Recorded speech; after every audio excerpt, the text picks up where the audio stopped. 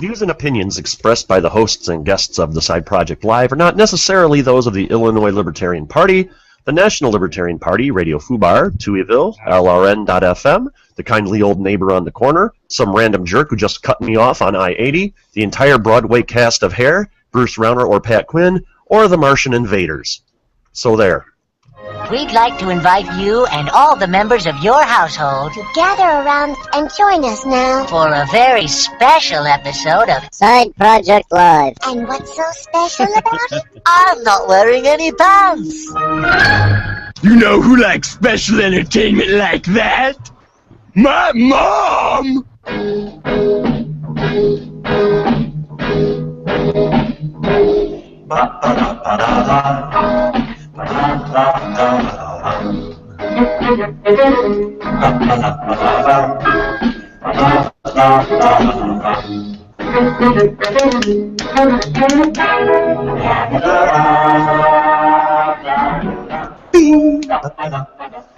And welcome once again to another action-packed side-splitting episode of the Side Project Live. Side Project Live is brought to you by the DuPage Libertarians. The DuPage Libertarians meet on the third Thursday of every month at 7 p.m. in Addison, Illinois at the American Tap Pub and Grill, located at 701 West Lake Street in Addison. $5 burgers, craft beer, what more can you ask for? Remember, DuPage Libertarians, now with a refreshing mint flavor. So, all right, welcome back to another episode of Side Project Live. Last week's episode, we were broadcasting live from the Illinois State Libertarian Party convention, and because of the way that the internet was wonky, didn't really get any video, and it doesn't help that I forgot to hit the start broadcast button on Google Hangouts. That I think always works. and it's been a long time since I forgot to do that. Since I forgot to do that, and that's what's irritating me. We're getting better at it. Yeah, we're getting better, but we could be even better than that. Have you watched the Kevin Pollak chat show? I'm sorry? Have you watched Kevin Pollak's chat show? I have not. Oh, it's fantastic. It's great. But he's been doing it for 3 years, something like that now. Yeah. And they still go, we're not ready. There's always something that's not set up to go, play the clip. Wait, there's no clip? What happened? We're not ready. Gosh, there's a great, I've been, when I was a kid, my parents had this one album. It was a double album. It was all-time greatest bloopers, and there was this one awesome thing on there. In fact, you can get these albums on Amazon in MP3 format now. And there was this great one where this guy, I don't remember who it was, but it's some news guy, and this is back in the 50s and 60s, where they had to, I don't know, they didn't have all the satellites and stuff. So they were using phone lines or whatever. And he had 3 or 4 stories in a row where they had remote reports. And not a single one of them, would work. And he's like, "Well, this has been a very memorable edition of the show, at least to me." Oh gosh, I gotta grab that clip. That is just freaking awesome. In fact, when Sean Courtney was worked for the Cat way back in the day. I'm surprised you didn't know him, because he worked when they were in that little building down in Diamond, and he actually played a clip off of that album, and it was a guy doing a weather report in Alaska, and he goes, and that's the weather report here at the airport at Anchorage, Alaska. Now I'll take a leak out the window to see if it's freezing outside our studio. So, oh gosh, those things are gold, but I was so disappointed when I learned a few years ago that half of the stuff on those albums were recreated or embellished. So that kind of took the wind out of my sails, but I kind of suspected it because of just the recording quality of some of it. But before we continue here, got some news. You may have noticed that we do have a disclaimer at the beginning of the show now, and there is a reason for that. And that reason happens to be the fact that I am now working with the Illinois State Libertarian Party as the Deputy Communications Director. So we have to make it clear that anything that's said on this show is my own personal opinion. And, and I got to talk to that guy who cut me off on I-80. The only words we really had involved one finger. So, he was number one. Yeah, no, he was. He's number one. That's exactly right. And so there's that. Also, today is September 20th, and I just want to wish my brother a happy birthday today. My birthday was actually last week, the day before the convention. Yes, for all you conspiracy theorists out there, my birthday is September 11th. So we knew it was you all along. Yeah. As I say, the only inside job had to do with my parents, and just leave it at that.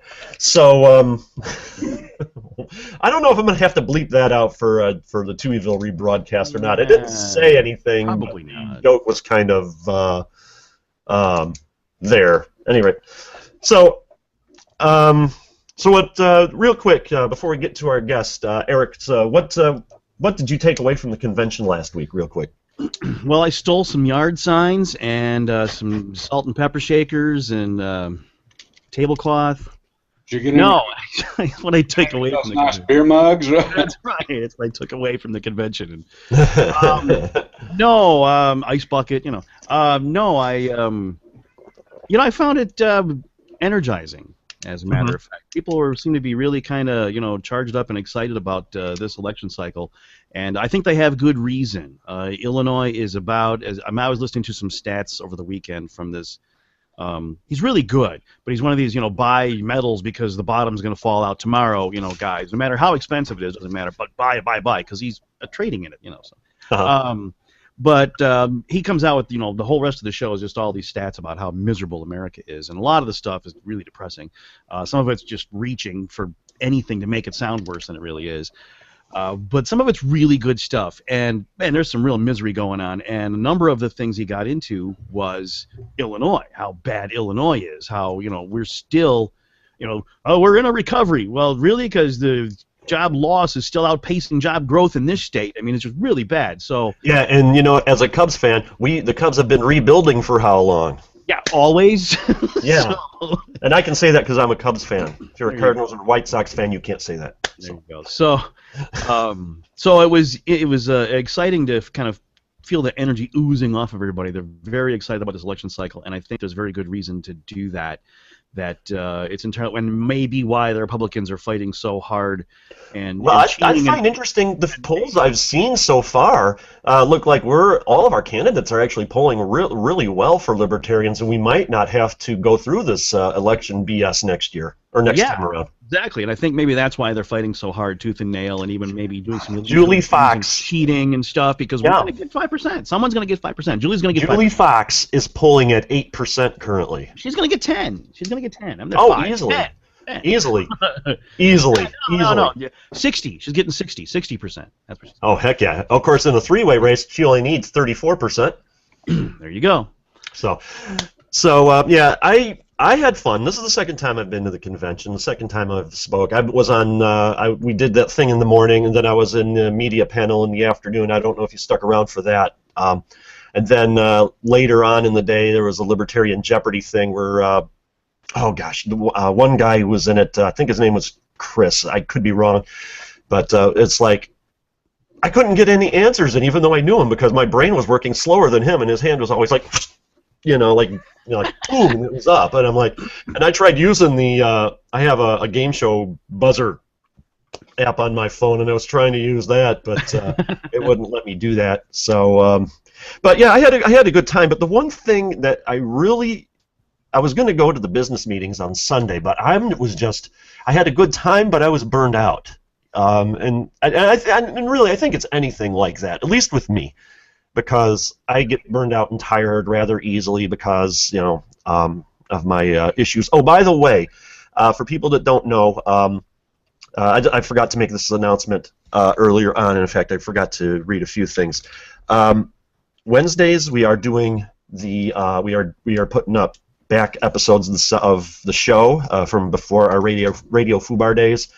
And this month, since we had National, I believe, Suicide Prevention Week, which was last week, I'm putting up episodes of a show about depression and mental illness called The Contrary Soul that I have not released yet.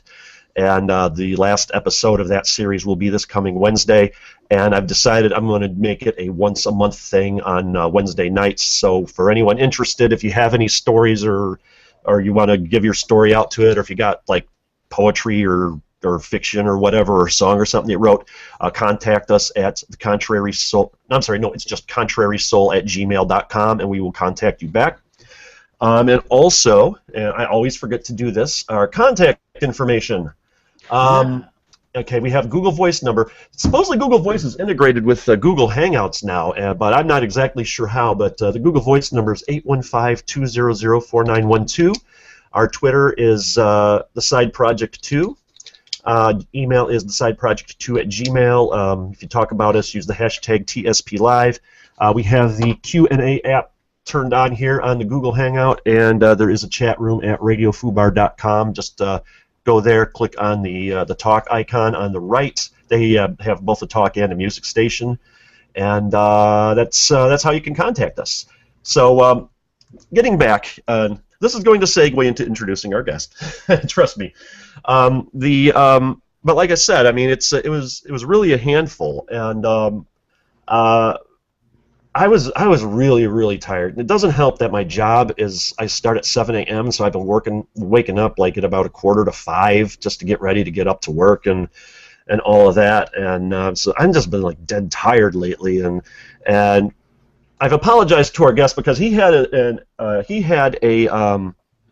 session that I really was interested in because I don't know a whole lot about the topic, and that is Bitcoin. And I was starting to nod off, and it's nothing to do with our host. It was me totally, and I thought it would just be rude for me to have stuck in the room, nodding off when this is something I really wanted to learn. So I'd like to welcome our guest, fresh from the Illinois Libertarian Convention, Dr. Terry Noel. Welcome, Dr. Noel. Thank you for having me. Now, you are with, the University of Illinois Champaign? Actually, I'm with Illinois State University, and of course the usual disclaimer, nothing I say has anything to do with them whatsoever. Okay, ISU. Now, I keep forgetting where all of the different schools are. ISU is... It's in Bloomington Normal. It's actually in... Bloomington. Yeah. Okay, Bloomington. Because we got, well, every state's got them, but it's just like, I went to Olivet Nazarene University, and there's like... When I went there, they only had one campus. Now they got like a MBA campus up by it's either by O'Hare or by Woodfield Mall. One thing is up by Woodfield Mall, and campuses are getting these remote locations. Yeah, especially for people that want to cash in on the whole get your MBA thing that's going on. Yeah. So the reason why we had you on the show and the talk you were giving on at the convention was about Bitcoin. Now, I am ignorant on the topic, and I'm really ignorant on all sorts of things dealing with money, and especially Bitcoin, other than the fact that it was once $10 a Bitcoin, and now it's like, what, up to 400 or something? Well, right. Bitcoin's price has been very volatile, especially after one of the big exchanges, Mt. Gox, had some issues and, in fact, lost a bunch of money and went out of business. Well, I say they went out of business. There was talk recently that they may be purchased by someone. But, yes, the first I heard about Bitcoin, if memory serves, it was like 56 cents a coin. And now, it's multi-hundreds of dollars. So it's an interesting phenomenon. So what's... So what about Bitcoin? I mean, when I first heard about it, it's like nobody was taking it. I mean, it was really, to me, it seemed to be nothing more than a I don't know, like a gift card that you can't really use anywhere. So yeah, what can you do with it now? Actually, this idea is so utterly new. The white paper that really laid the foundation for the mechanics behind Bitcoin was only written in 2009. That was only 5 years ago. But to understand why Bitcoin is being talked about by everybody from libertarians to anarchists to actually established political parties and political figures, is that it has introduced something that it was a problem in money that people thought could not be solved without a third party. If we are just exchanging, seashells or coins or dollar bills, there is a physical representation when you and I exchange something. You give me a banana and I give you 2 quarters, then the exchange is over and we don't need any verification. However, if we have money in any form other than that physical exchange, it has to be recorded in a ledger somewhere. And a ledger is nothing more than like a diary of your activities, except it only registers those actual monetary transactions. Well, if we have that, we have to have some third party to verify when money is spent. So if I spend my let's say I buy a banana from you, but this time instead of giving you 50 cents, somehow there's a transfer from my bank to yours. Mm-hmm. Now, somewhere that 50 cents has to be recorded, because if it weren't, I could say, well, that's just exists out there in a ledger somewhere. I'll go use that same 50 cents and I'll go buy razor blades. Oh, you mean the Federal Reserve System? Yeah, kind of like that. In fact, that's a good example because everything in the United States is cleared through the Federal Reserve. So if you write a check, then it actually goes through the Federal Reserve to get cleared. And this is called the double spending problem. Yeah, and they spend it again. They spend it again. Yeah, they can do that, we can't, without fear of a jail sentence. Anyhow. Yeah. Now, one of the criticisms of the Federal Reserve, which I'm once, and like I said, I'm no expert on any of this, and in fact, the whole monetary thing confuses me. The Federal Reserve notes are referred to as fiat currency because they don't have gold backing them or anything backing it. Couldn't you say the same thing about Bitcoin?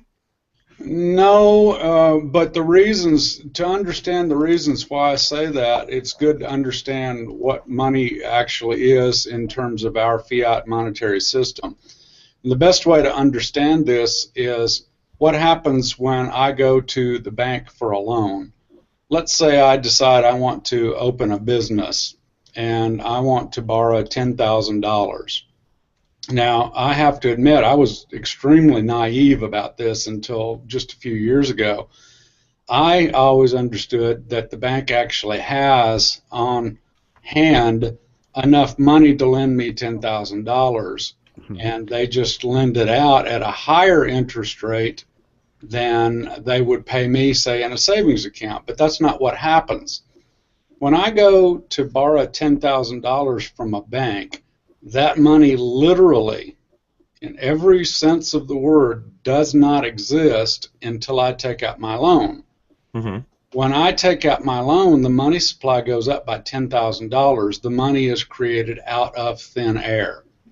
Now, when you first hear this, it's kind of like they say about quantum mechanics. If you're not horrified by it, you haven't understood it. So money is created and the money supply goes up every time debt is taken out in the form of a loan. And all of our money works that way, basically. That's why kiting a check works, is because the money doesn't exist, and you write a $10 check to one bank or to Bank A off of Bank B, and then you write one to Bank B off of Bank A, and whereas you only had $10 to start with, because of the way the system works. Obviously, I mean, it's all computerized and more instantaneous these days, but in the past, I mean, whereas if you did this where you would have $10, now you would have 20. Well, not exactly, because the money that you're talking about would disappear as soon as the ledger system catches up. Mm-hmm. Money that's taken out in that loan doesn't do that. Gotcha. It does disappear as I pay it off. So as I pay my loan down, and now I owe $8,000, now I owe $6,000, now I don't know any, the money supply then retracts or shrinks again. Now, Bitcoin is similar to gold in a couple of ways. So let's look at the difference between the system I just described, which is a fiat money system, and gold. First, we're not talking about a gold standard. Let's imagine a system in which gold itself is actually money. We have this hard, tangible substance. And the great thing about gold is it has a couple of neat properties. It can be divided into really tiny pieces. It's easy to check the weight and the purity of it when we're doing trades. It can be minted into coins for convenience pretty easily. And here's the kicker. There's never going to be a lot more gold than there is now unless there is some way to, for instance, either mine gold out of the ocean, which there's plenty there, it's just not economical to get it, or somebody stumbles upon this vast, vast supply of gold that's out there and hadn't been discovered yet. Now, gold has been used as money for about 6,000 years. It has stood the test of time as a medium of exchange. But the thing that makes it so valuable is because there's a limited supply, no private person and no public entity can increase the money supply without increasing the supply of actual gold. So as long as gold is actually used as the exchange, as the actual unit of money, we don't have some of the issues that we have with inflation and so forth. Does that kind of make sense? But wouldn't it? But as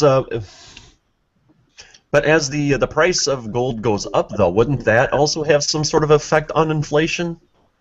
Well, that's when gold is tied as a commodity to other forms of money.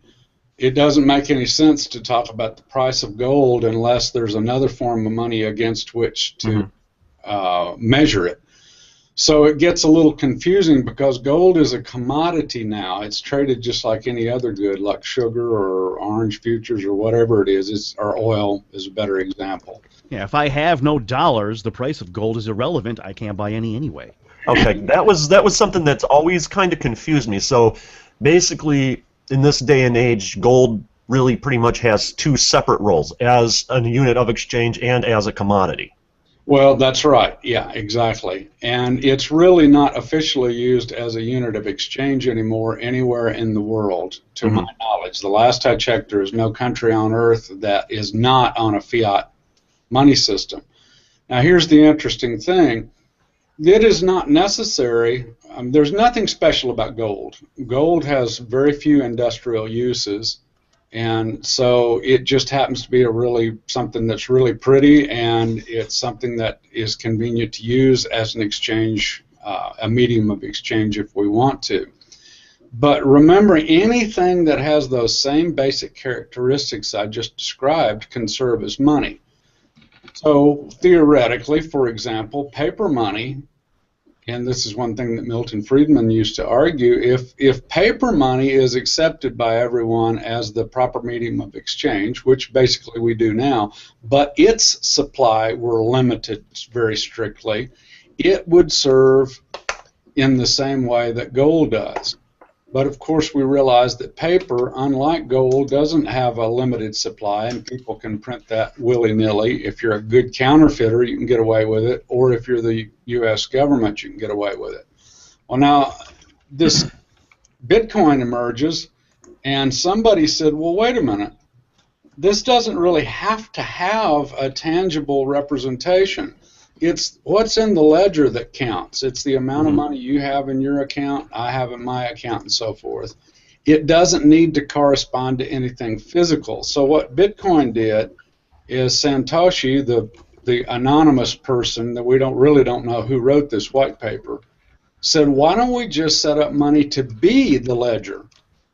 And he created this brilliant system where computers would be set up to track anonymously how much money everybody has in their accounts, and new money is only created through this very labor, or I should say computer power intensive process of mining. So money supply can't go up very rapidly, and it's arbitrarily limited at 21 million bitcoins. So when 21 million bitcoins are in existence, the system of creating new money shuts down. So you and I trade with each other. The only thing that changes is this peer-to-peer computer network records our transaction. There's nothing physical to correspond to it. Now, you'd mentioned gold, and it occurs to me that the only reason anything is used as a unit of exchange is because we believe it has value of any sort. Wouldn't you say that that's the? Wouldn't you say that that would be kind of across the board for any sort of a unit of exchange? Absolutely, and it has. We have, in periods of history, various things. For instance, silver, sometimes called poor man's gold, or I should say poor person's gold, is often used as a medium of exchange. Seashells have. There's coins in South Pacific Islands that are so big that they weigh several tons. They're these huge coins that have to be rolled from village to village. Cigarettes often used in prison settings, exactly. Or in the last World War, cigarettes were sometimes used as items of exchange. You know, I find. Have you ever read the Hitchhiker's Guide to the Galaxy novels?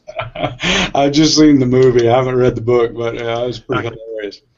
In the second book in the series, there's six, five by Douglas Adams, and a sixth one which was ghostwritten, or not ghostwritten, but was authorized by the Douglas Adams estate. But in the second book, they had built a new Earth, and some creatures from another planet landed there, and it was just pretty primitive. And they adopted the leaf as a unit of exchange, but then there were so many leaves that inflation was so bad that they started a campaign of deforestation to bring the price down. Well, and here you've raised a couple of very important points. Number one, it is not required that any authority figure or institution, such as a government, there is absolutely no necessity whatsoever for those to endorse a system of money. Gold emerged because people came to recognize that they could count on the fact that if I gave you 3 cows, 6 pigs, and then you gave me some gold, I could later take that gold and I could exchange it for something else. I could count on that. So that emerged spontaneously just from the interactions of people among one another. Now, what happened with governments is they discovered that there was an advantage to having coins instead of just loose gold. So by stamping a coin, we could pretty much count on the fact that we look at it and we go, oh, okay, I see this emblem on it. I can be pretty sure it weighs so much and there's a certain amount of gold in there, which is pretty convenient. A private mint could do it, but when governments discovered that they could do that, then they did what's called seigniorage. Now that means that if I'm the king, let's make me king for a minute. I kind of like that idea. So I'm king, and I say, oh, okay, I'm going to take the gold and I'm going to make these coins that are stamped with my insignia. So you get this wonderful bald-headed guy on all your coins. That's pretty creepy. So you get these things that say, this is real money. And what we have is we have the value of the gold that's in there itself. Now, where did that value come from? That emerged from thousands upon thousands and probably millions of transactions among one another. So we can say, for instance, that a good tailored toga or a tailored suit or a pair of shoes or whatever is worth 1 ounce of this stuff. Now that price just emerged because that just happened to be what the market settled at voluntarily. Now I as king come along and say, but if this has my insignia on it, I decree that you can take this piece of gold and you can buy 2 suits of clothes. Now I've just done something. I've added value, but in a sense, I've forced that value on the way to the gold. So now we have a value that is the gold itself, which nobody controls, and then we have the value that I've added as king, which is you might call kind of a fiat component. It's pretty handy for me because I like wars. I like wars because I go get all the things that I want. I get more wives, I get more stuff, I get more land, and I get more power. Mm-hmm. So now, if I decree that gold can buy that much, I can use that extra value and I can start to buy all of these things that I want, like paying soldiers' wages and so forth, to go out and wage war or buy more land or whatever. Maybe I want to buy myself golden toilet bowls over the whole palace, whatever it is. So this is when governments start making that kind of hanky-panky.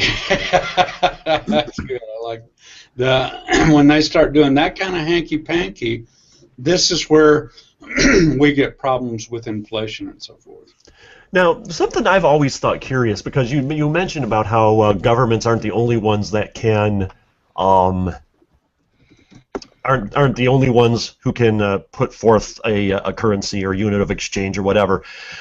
I've always held this opinion that if the gift certificates or gift cards or whatever you get at major retailers or really, the local restaurant down the street, those are a form of their own type currency. Wouldn't you? What would you think about? What do you say about that? Yeah, that's a fascinating question. In a sense, yes, you've exchanged money. So I take my debit card and I go to, let's just say Starbucks, and I buy this $20 card, and I now give my U.S. dollars for this card.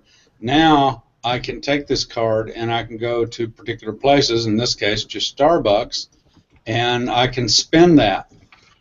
It's a stretch to say that that's a different form of money, but it certainly is a different way of carrying money that's kind of unique to one particular coffee shop chain. I might argue that that's just a number exchange in the ledger and not really money. That it's a what now, Eric? That it's an exchange in the ledger. You're moving numbers around, but it's not really money. Yeah, that's actually a good way to put it. Yeah, you're just really saying, it's more convenient for me to keep this one card when I go to this one place, and so we'll just use it. So really, yeah, you've just exchanged one thing for another, but it's not creating a new currency as such. Yeah, that does break down when you consider everything is still priced under the under the current monetary system. But I would say that the whole thing is just one real step away from being its own currency. Yeah, it's getting close, and one argument is, and I think this is actually a good argument, Ron Paul makes it regularly, and while he was in Congress used to introduce a bill advocating yearly, of course it never got anywhere. His argument was that what we need to do to make money honest, and here's the real key for advocates of limited government, like libertarians and anarchists and even some conservatives. The idea is, how can we keep government from playing hanky-panky with money? Mm-hmm. Well, the only way you can cheat the money system is somehow to have the power to say what money is and force people to abide by that power. What Ron Paul used to advocate is allow anything to serve as money. So if you and I want to exchange dead possum skins with each other, fine. Or leaves. Or leaves, right. So... Well, we can.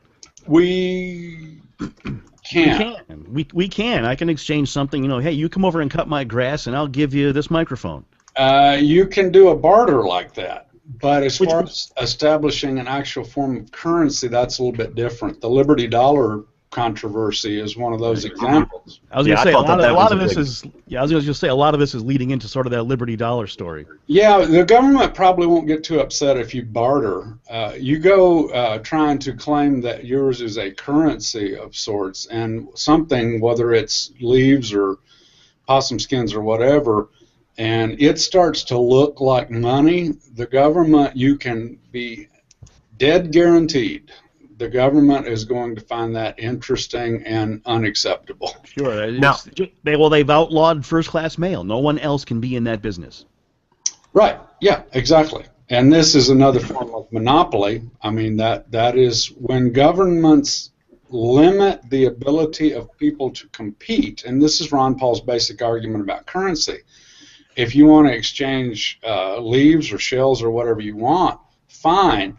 And then people say, oh, well, there'll be thousands upon thousands of different forms of currency. Not so. There is a reason that certain types of money are consistently used, and gold is the very best example, because people can count on the fact that gold will be worth roughly what it is worth today later on. They can make plans for the future. If you've got something like leaves or shells that there's an unlimited supply, yes, the money supply gets it grows in an unlimited fashion, just as if the government had printed it. It's just, we found these shells, we're going to use these for money, and then somebody sneaks out, and in a remote corner of the beach, they find all of these shells that have been accepted as money, and they introduce that into the economy. It creates inflation, just as if a government had done it. Now, it brings up a couple of things as far as the barter system goes.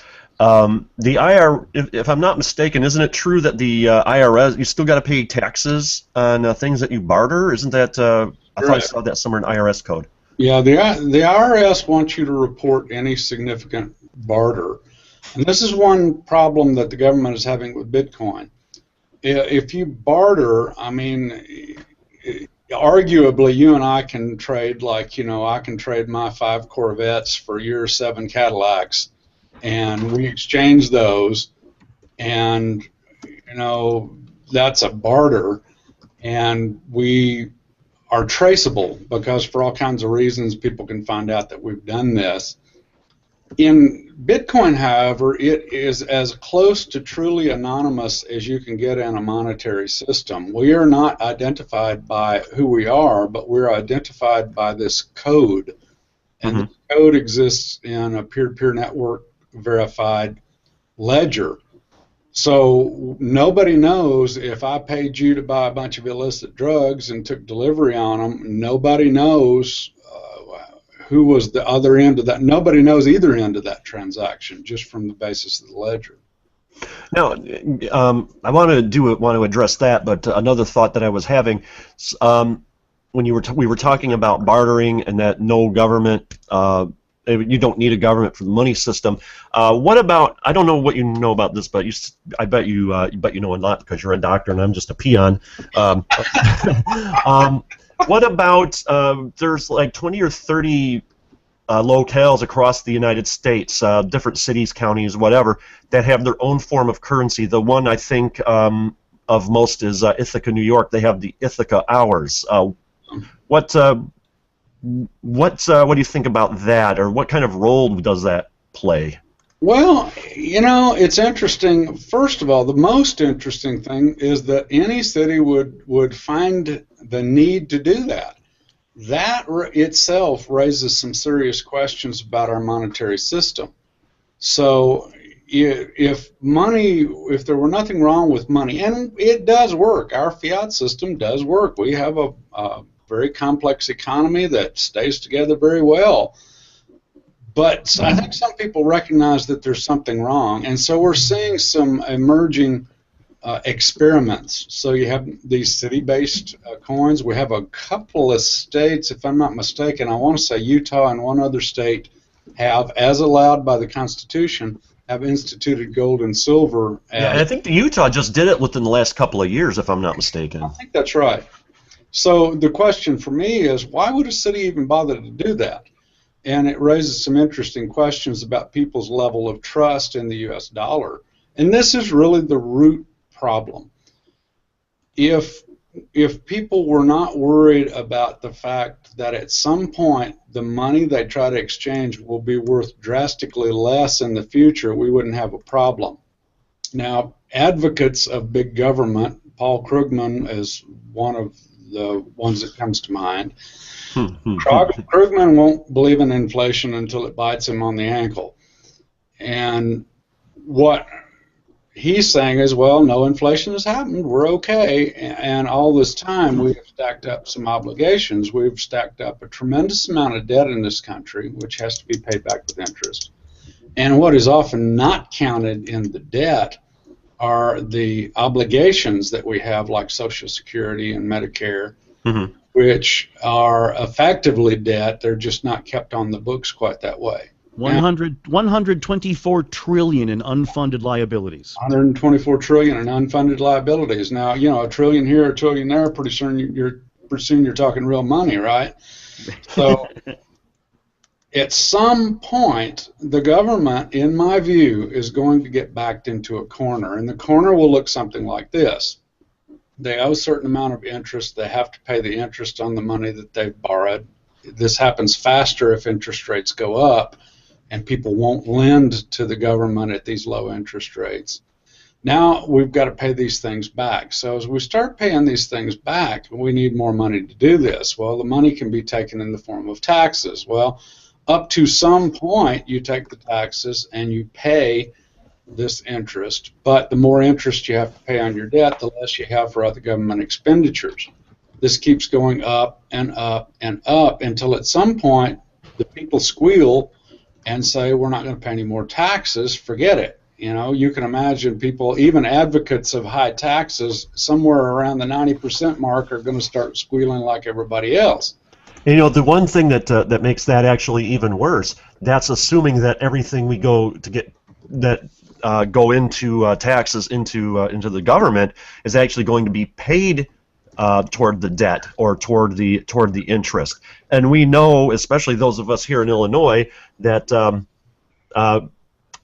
I think P.J. O'Rourke said it best when he said giving money and power to politicians is like giving whiskey and car keys to a teenage boy. Yeah. Right. They're going to keep spending it on other things, some needed, some not. But in the meantime, they're going to be racking up even more debt because, you know, as we've stated on the show before, taxes is like a bottomless purse. I mean, everybody thinks that the government is a bottomless purse. And there's an inherent problem with taxation. Taxes will run at a level of equilibrium. We'll pay up to a point because we get something in exchange for it, but eventually that system breaks, and you can only tax people so hard it's to the point where, well, there's no point in me having this business when I have to give up 70% to the government. And so the sources of the tax revenue begin to shrink. So when you raise taxes above a certain bar, you actually make less money. And Illinois is a good mirror of that. Well, and here's the real scenario that really is frightening, and everything that everyone just said is a good description of what's happening. But let's think this through to the point where that actually happens. Now, first of all, the U.S. government will never go broke. The reason the U.S. government will never go broke is it has the authority to print money. Now, if we get to the point where taxes aren't working... I have a really good printer. Yeah. And, you know, all of us are going to be thinking how well we can counterfeit money. The solution is always the same. At some point, the government has to start printing money to meet its obligations. So we get the interest on our money that we've lent to the government. But now something happens to the value of those. Let's pretend they're all green sheets of paper, although money exists in other forms like digital forms. That all of a sudden becomes problematic because the dollar that used to buy a bag of Cheetos, now it takes $10 to buy a bag of Cheetos, and then in extreme cases of hyperinflation, afternoon to afternoon, the price of Cheetos goes up until, as in the Weimar Republic in the 1930s in Germany, you're printing quadrillions, yes, I said quadrillions, of bills per day just to meet the demand for more money. People were burning money. People were burning bundles of money to stay warm. Yeah, if I'm not mistaken, I think that at one point it was 6 trillion marks, 6 trillion Deutschmarks to the U.S. dollar. And so now money then, as widely accepted, would have collapsed. So let's say the U.S. dollar collapses like that. Now we all hope we don't get to that point, but let's just say it does. people must exchange things to survive. Each of us surviving on our own, we'd have very brief, nasty lives and die cold and hungry, because we're human beings, we're social animals, and the things that we need we exchange with other people. You do one thing better, I do another thing better, and we exchange. Now, we need some method which to exchange. So what takes place at the dollar in that case? Well, probably not cigarettes anymore. We have more sophisticated things. So imagine something like a Bitcoin. And Bitcoin emerges and says, look, we still have an intact internet, hopefully. And if the internet is intact, we have something that can jump in its place. Now, gold could serve this purpose. Silver might. But the interesting thing about Bitcoin is this would be something that would be very easy for people to start doing. So in Bitcoin, they just start exchanging things through Bitcoin, and that jumps in and becomes our accepted currency instead of the dollar. If one thing is true, and that is if people believe in general that the form of money that's in use is valid and will be exchangeable at a later date for something of similar value, they'll use it. And no power on earth, government or otherwise, can change that once it's embedded into the general culture.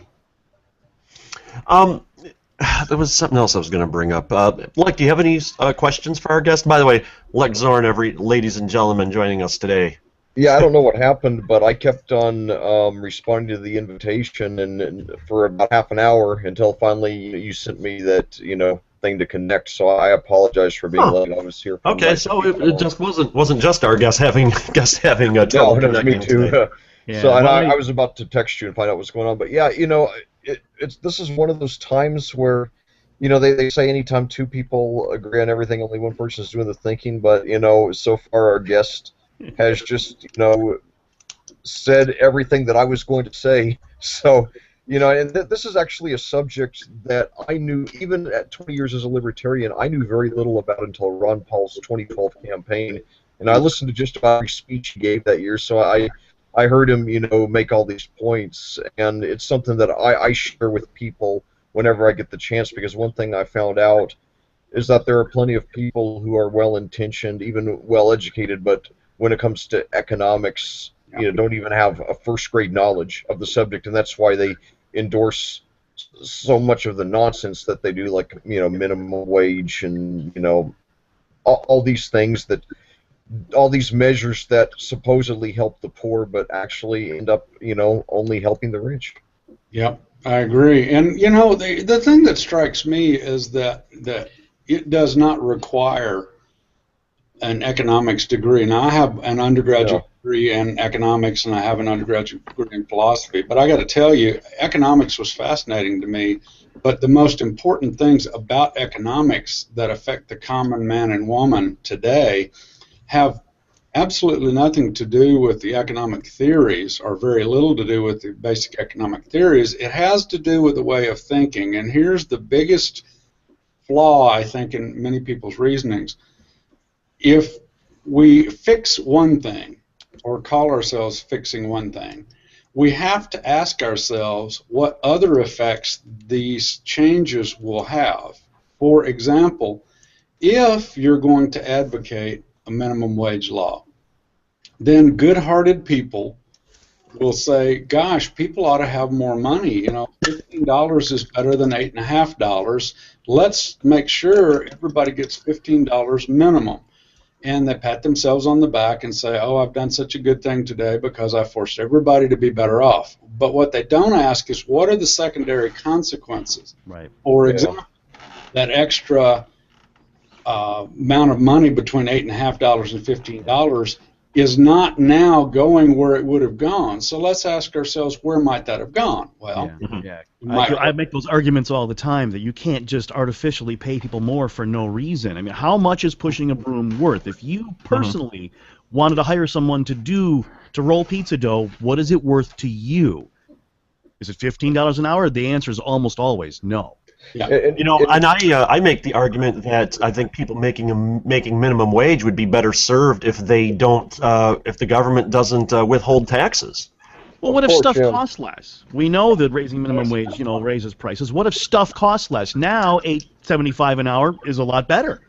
Exactly, but these are the secondary and tertiary consequences that people don't want to think through. So, in fact, I've gotten to the point where I hardly ever engage anyone in conversations like this because it just seems to be too hard for them to stop and think. But one good way I have found to respond is to say exactly that. Okay, if you raise the minimum wage to $15, let's say, then what happens to the money that's being spent on extra wages now? Where is it going to go and where is it not going to go? And just stop right there.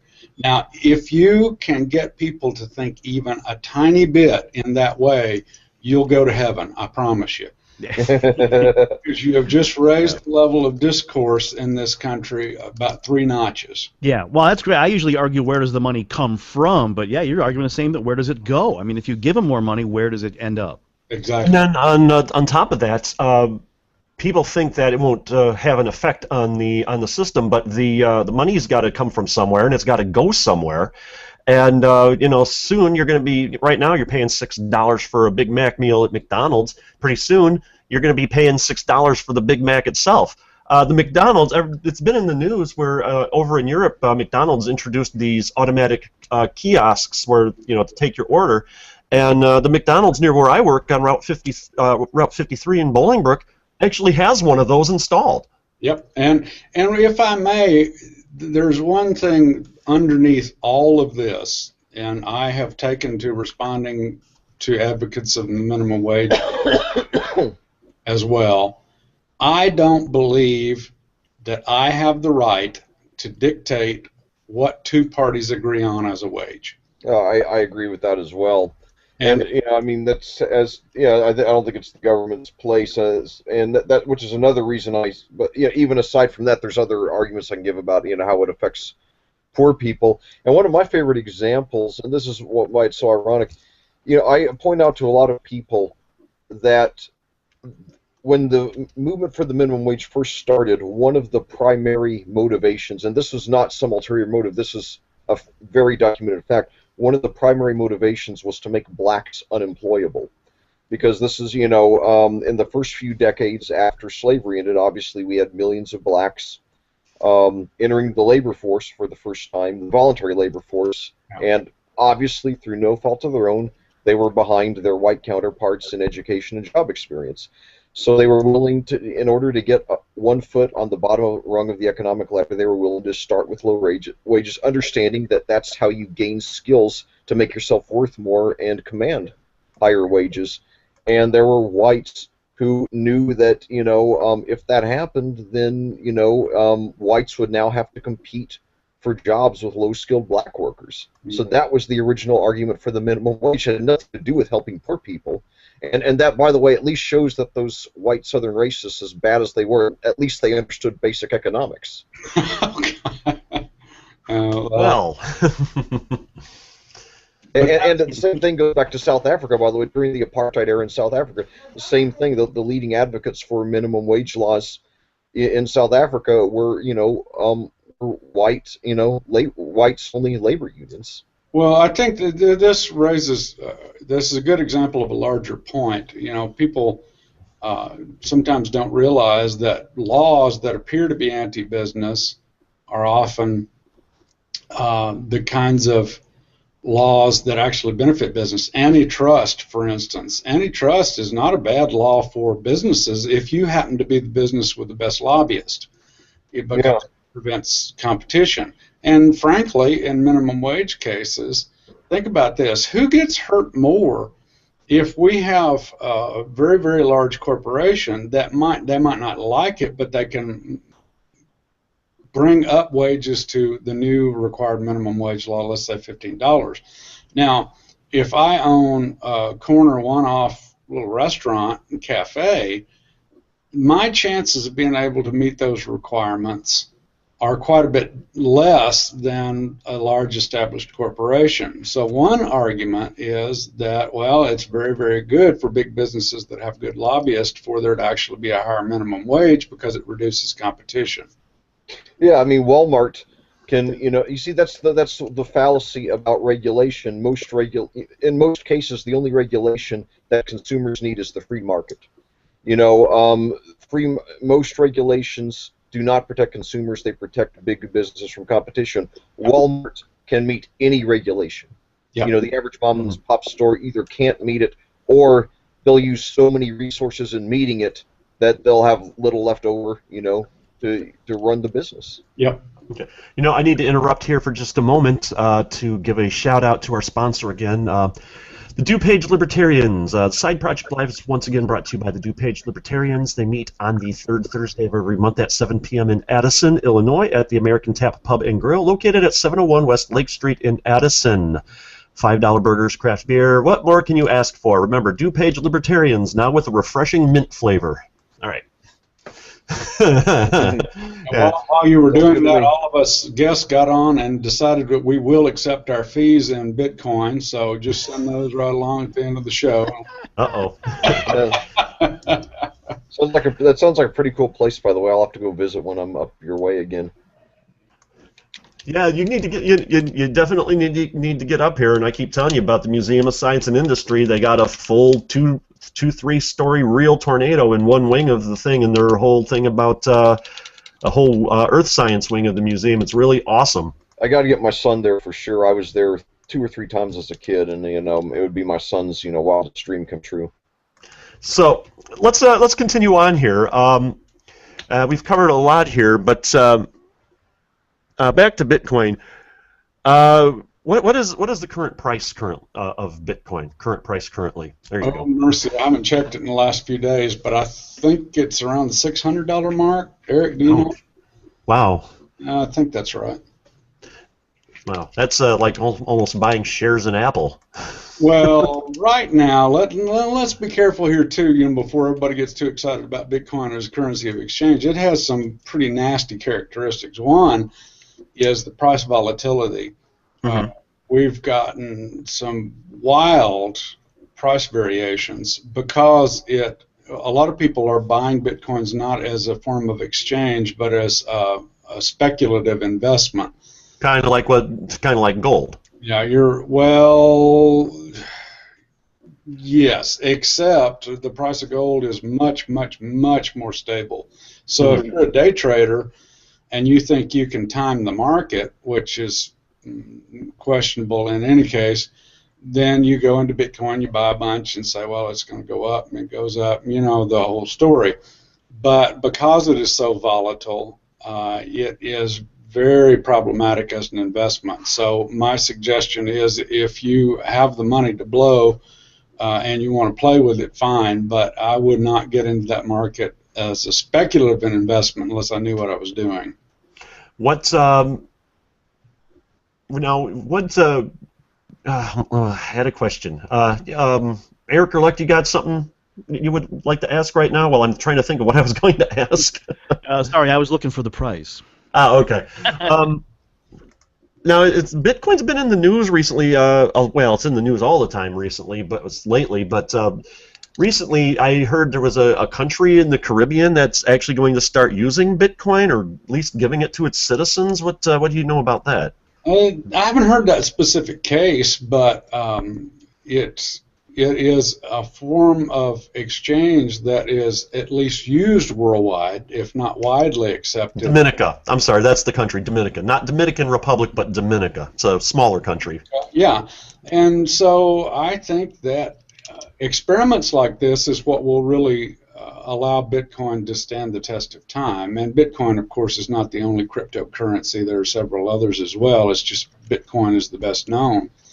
Can you set up a small country and make the currency work like this? I mean, Bitcoin is an exchange just like any other exchange. So it's priced against the Deutschmark and the dollar and the franc and all of those things. So theoretically, it could be set up as a currency, and it could be traded along any currency exchange. And in fact, if memory serves, there's actually an exchange here in the U.S. that is going to start accepting Bitcoin as one of their trading media. So. Now, I brought up earlier that if you do any sort of bartering, that you owe taxes on it. You got to pay the IRS. What's the IRS on Bitcoin? I'm almost certain they're not going to let you get away without paying taxes. I'm pretty sure they hate it. Yeah, the IRS is not happy about anything that makes it harder for them to collect taxes. So you think they'd be ecstatic because then they could hire more people. Well, the thing is, right now, any appreciable wealth that anyone holds in the U.S. is likely to be in U.S. dollars. And right now, to get a significant number of Bitcoins, you would have to purchase the Bitcoins with your U.S. dollars. Mm-hmm. You can't, theoretically, you could go mine it, and we won't even get into the complexities of Bitcoin mining with computers, but the gist of it is for you to earn enough to get a significant stash of wealth in Bitcoin just through mining, which is the creation of new Bitcoins, just like digging up gold out of the ground, you're going to be poor for a long time. So the IRS can, technically speaking, can look and say, oh, well, you spent this many U.S. dollars in Bitcoin. Now, what'd you do with those?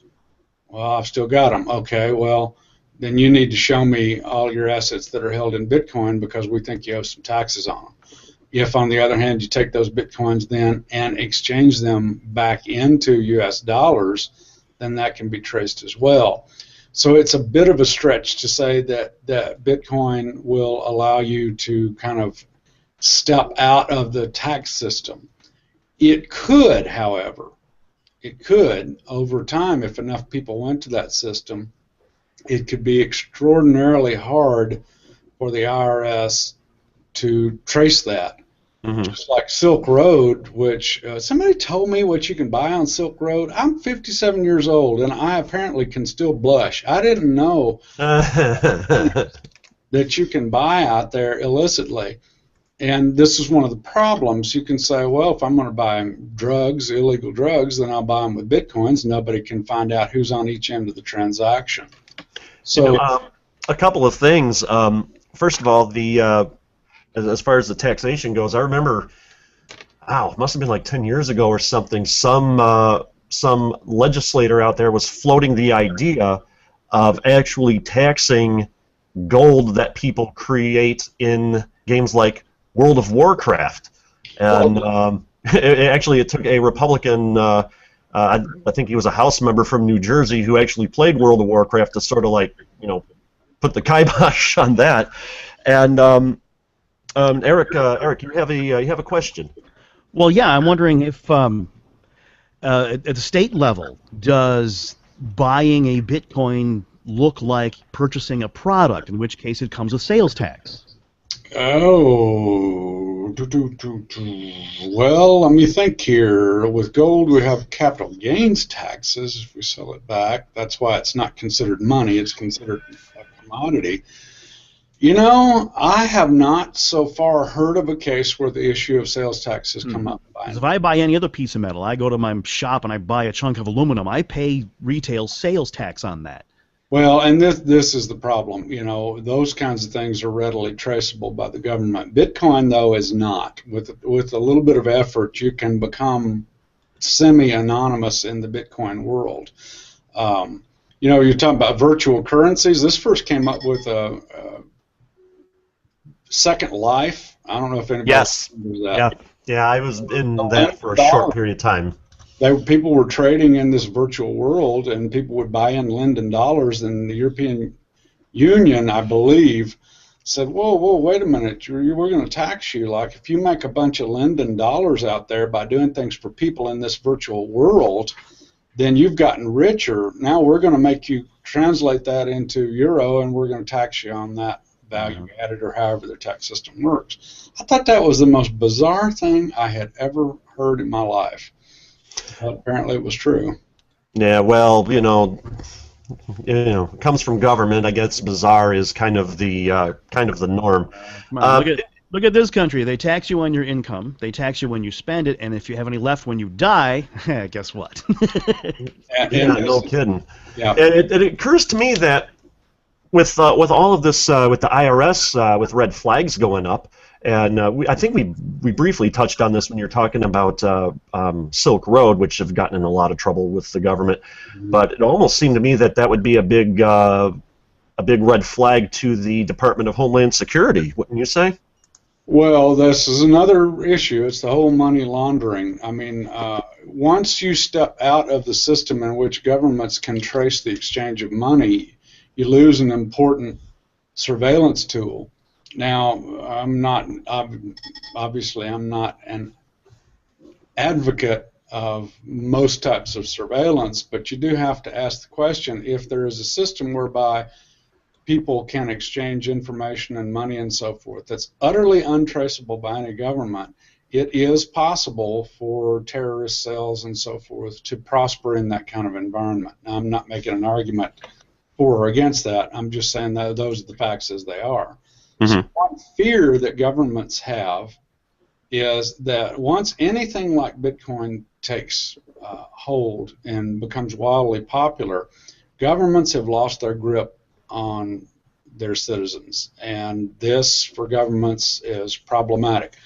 Some for bad reasons and some for good reasons. Yeah, it appears to me that if you're getting labeled like a terrorist or something because you got so much Bitcoin, your life is basically over at that point. It's kind of like with certain sexual laws or whatever, where if you get labeled X, even though you weren't guilty of anything, then there's a stigma associated with that kind of ruins your life.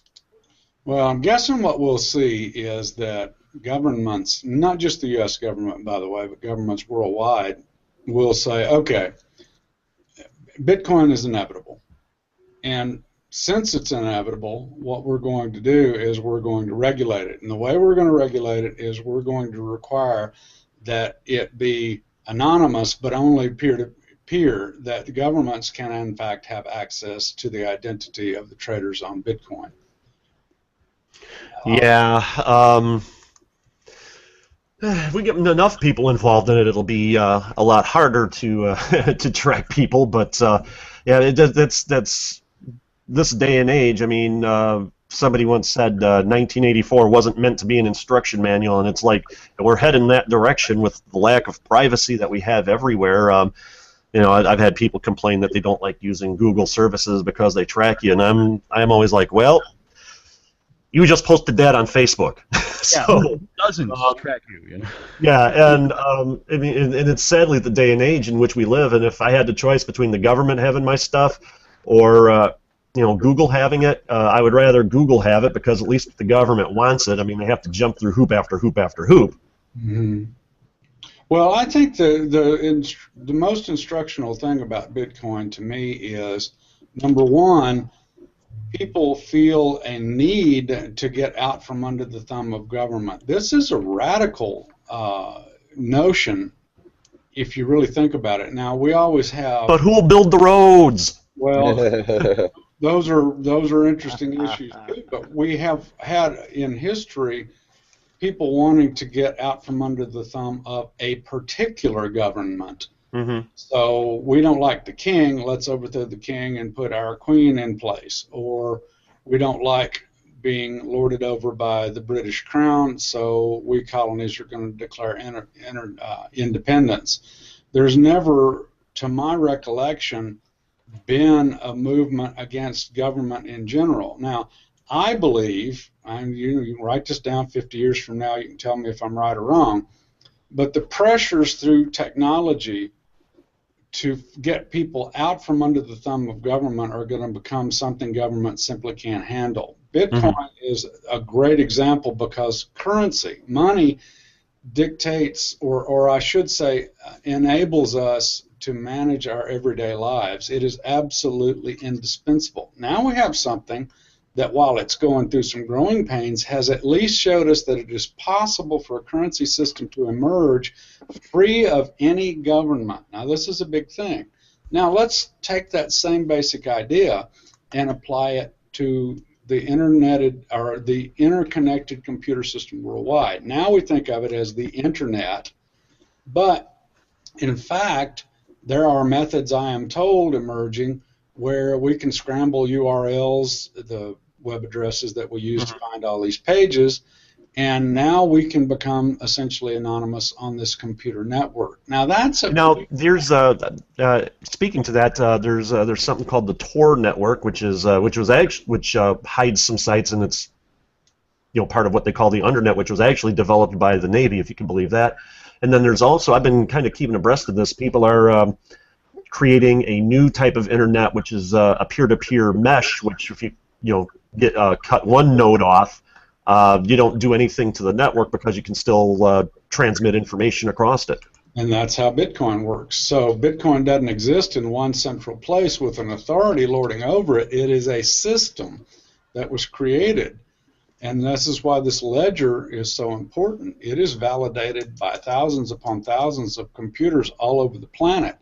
So if something goes wrong, it's like if I cut my finger, I don't generally die. All right, my body says I've got to let's go fix this, and somehow nature goes in and mends that while the rest of my body functions pretty well. So it's the same thing with these types of computer networks. Now my guess is that at some point, then governments are going to have to realize that there is a point beyond which they cannot go in controlling people's lives, because now they have a way to escape it. And that is very, very big. I think that the fact that people feel the need to do that is a sad statement of what governments have become on our planet.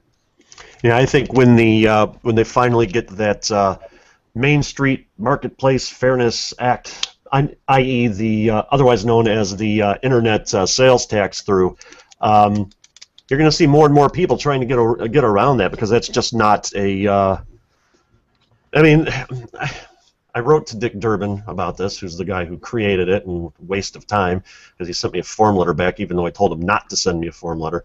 And I'm like, I told him, you really don't get it. The reason we're going to places like Amazon and purchasing stuff on the internet is because we don't think that the government is actually. We know that they're not wise with money, and we know that they that you guys are just going to waste it, and there's only so much blood you can squeeze from a stone. We don't have any more to give, and it's another reason why Alibaba has taken off so well. Yeah. Didn't the Chinese government buy that, I think? Yeah. Okay. Well, and here's an even larger issue. It's not just the taxation, but it is a matter of control. Period. 1994, January, was the first month that the internet was, as we know it, commercially available. That's 20 years, just 20 years. It is the only thing that has worked this well since the wheel. I mean, this was a phenomenal example of what happens when people left to their own creative devices can do. Now, some bonehead, we won't name him on this show, I'm sure, but some bonehead has come up with the idea that the U.S. should relinquish control of the root domain system. So, in other words, now it's pretty much laissez-faire. You can set up internet sites, and you can get your own place on the internet without really having to ask anybody. It's registered with an organization called ICANN, I-C-A-N-N. But for the most part, the United States has said, we're not going to control what's actually out there. We're not going to control the content. Now some bonehead has decided that that gives the U.S. too much power, and has decided that a world body is better suited to manage this kind of thing. Now, can you imagine the number of totalitarian or quasi-totalitarian governments out there that would love the chance to veto certain types of content in these domains that are registered with ICANN? Iran, China, North Korea, Saudi Arabia. Well, sure, and governments working together. Just because the United States can go, well, our hands are off of it, yeah, but we use Bermuda to regulate it, or some sort of thing like that. Unbelievable. And that's like giving a robber your money before he even shows that he's got a pistol. I mean, it's like going out and finding robbers. It's like going down the street and soliciting robbers. Yeah. Would somebody please rob me? Yeah, and hold rob me out like this. Yeah, at least mobsters are honest. I mean, they they tell you that give us your money, or we're going to do stuff to your we're going to do stuff to your business or whatever. I mean, governments, Well, and we see, in my lifetime, we saw this wonderful trend toward more democratic governments, and I'm using democracy in a very loose sense there, basically Right. governments in which the people have some say in how they are governed, increased dramatically. And then in the last 5 or 10 years, we've seen some really nasty backward trends. I mean, we've got Putin in Russia doing some just nutty things, or in my view at least, kind of nutty. And we've got other things. We've got radical Muslim groups who are really starting now to affect world politics and world events in a way that's very unsettling. We've got all kinds of trends back toward totalitarian governments. This is not making me very happy right now. Mm-hmm. And I hope that the libertarian movement, if it keeps its wits about it and starts really making good, cogent, coherent arguments to folks about why we should be intensely distrustful of big governments, then I think that will be a good thing. And maybe that is the one trend against totalitarianism in the last 5 or 10 years that really should be celebrated. Now, I think, go ahead. That's one reason why I was so glad that Ron Paul spent such a large portion of his 2012 campaign on college campuses, trying to reach those young schools of mush. Yeah. Yep, I agree. Now, we're coming down to the final minutes of the show. We got like 9 minutes or something left. So where do we see Bitcoin going from here, as far as not monetarily, but from a technology and use standpoint? Well, if I may, let me just real quickly tell you a couple of glitches that have occurred to Bitcoin and how fast they were solved. One, early in the history of Bitcoin, I believe this was in 2011, a glitch was discovered in which people could create Bitcoins kind of willy-nilly.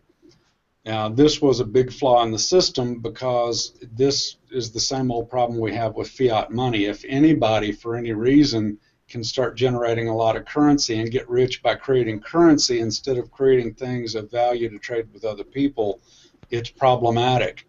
They solved that problem right away. Boom, done. The other problems have been exchanges started to emerge. So if you want to exchange your dollars for Bitcoins, you have to have a place to do that. Now, unless I happen to know somebody next door who will trade these things with me, peer-to-peer, I've got to go find an exchange where lots of people come to do this kind of thing. Some of the exchanges wound up doing a great service and started to really help Bitcoin become legitimized. Unfortunately, there was one called Mt. Gox. It was the biggest Bitcoin exchange.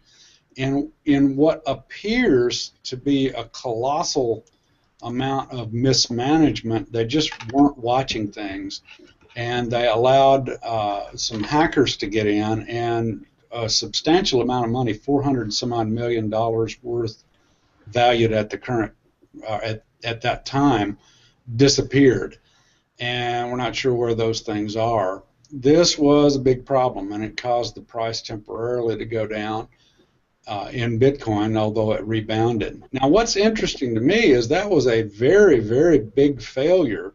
Yet Bitcoin is still around, and it seems like Bitcoin is developing some kind of robustness, and I predict that if not Bitcoin, at least some form of cryptocurrency, and maybe several of them, are going to start to emerge as legitimate ways to do monetary transactions peer-to-peer. Now, how that will get assimilated into government and into the private citizenry, nobody knows, and I would be foolish if I were to predict the particulars. But I think cryptocurrency is going to have a future somehow, some way, in doing things that are better than the way we do them now. One criticism, for instance, of credit cards is merchants. If I'm a merchant and I accept your credit card, I take a pretty nasty hit on the fees. Well, Bitcoin fees are very, very, very minimal compared to credit card fees. That in itself is a big step forward. One of the biggest, I mean, you don't get excited about this until you realize what WordPress is, but WordPress now accepts Bitcoin. Now, WordPress is the backbone of any number of very, very large institutions' whole information network. Radio Fubar is based on WordPress. Yeah, exactly. You know, when I wrote a blog for 10 years, I did WordPress blog. And so it's much more than just a blogging platform. It's a way to manage web pages within very, very large organizations. It's content management. It's not just blogging. It's Exactly. content management. Yeah. And now that's a big deal. So if they accept Bitcoin, you have to start asking, who else is going to start? I haven't confirmed this, but I heard somebody say last week that eBay was going to start accepting Bitcoin as well. Mm-hmm. These are pretty significant events. I think the government is going to get very, very interested in what's going on with Bitcoin and are probably not going to be very happy about it. Mm-hmm. Well, you know, it occurs to me that, yeah, I mean, the government hates competition because they're a monopoly. And Eric, you wanted to say something? Well, yeah, when I'm hearing Bitcoin, to me, I'm an advocate for open source software. I think it makes the best programs. When there's a bug, a security flaw, it's patched immediately, and the stuff just works great. Yeah. And a lot of the big commercial companies don't like open source stuff because of that. It's and it's free. They hate it. It's the better software for no money. Duh, there's no contest. Open hardware, there's open architecture, and people now are developing the big thing that I'm into, software-defined radios, and you have people around the planet working on it. And instead of, one person, a few people as a brain trust, hundreds of people contribute. And I'm looking at Bitcoin as a open trader currency, that the people using it determine the rules and its value and how it works. And when you find security risks, thousands of people. My bank might have one person that looks at the ledger. Bitcoin, you've got thousands of people looking at the ledger. Exactly. Where's the number error? It's going to be found. Yeah, exactly. And with that, we only got a couple of minutes left here. Go ahead. Do you have anything you'd like to add to the discussion to just kind of close us out here? Well, just keep an eye on Bitcoin, because it's the most recognizable platform out there. It's going to go out as kind of the pioneer and step on all the landmines before the rest of them do. So we might see, for instance, as often happens in industries, Bitcoin might be a first mover that just gets clobbered, but in the process of getting clobbered, they will have uncovered potential flaws so that the person or the group behind them can do a better job. MySpace. There's no limit to the popularity of MySpace. Yes, again. Well, and it happens, this happened with DEC computers. This happens all the time. In fact, I teach entrepreneurship, and we have a saying that the pioneer is the guy with the arrows in his back. Yeah. Atari was once, they were the founder, basically, and king of the hill of the video game industry. Look where they are now. And I think we're going to see this is going to become an important phenomenon. And I think all of us, too, are going to start living out of our smartphones. I mean, basically, everything we do is going to be that device. And one way or another, it's going to hold our money. It's going to hold all the information about us. It's going to have our medical records accessible in some kind of way.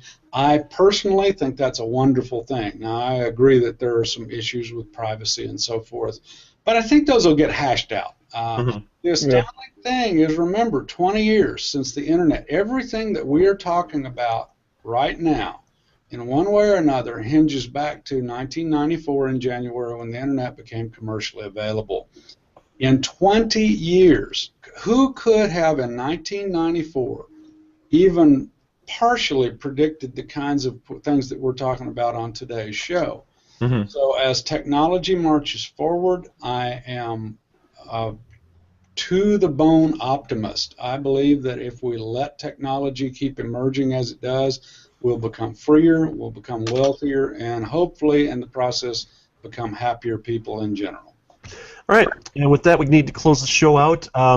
Thank you again, Dr. Terry Noel, for joining us. And Lec and Eric, as always, thank you for being part of the show. You guys make the show more interesting. Just want to say quickly that if you want to get our back shows, our archives, you can go to TSPLive.com. We're in iTunes, RadioFubar.com every Saturday morning, 9 a.m. Central for the live show. We are back on LRN.FM in the podcast loop. We're on. If you want to listen to Radio Fubar, you can do it also on TuneIn Radio app on your smartphone or your Roku box. And we're on Stitcher on the smartphone, and we get a replay every Sunday at noon on tuiville.com. These times are all central. So once again, thank you, Dr. Terry Noel, and we hope to have you on the show again, should there be anything big happening in the world of Bitcoin. And with that, we have got to take off. So see you, everybody. See ya.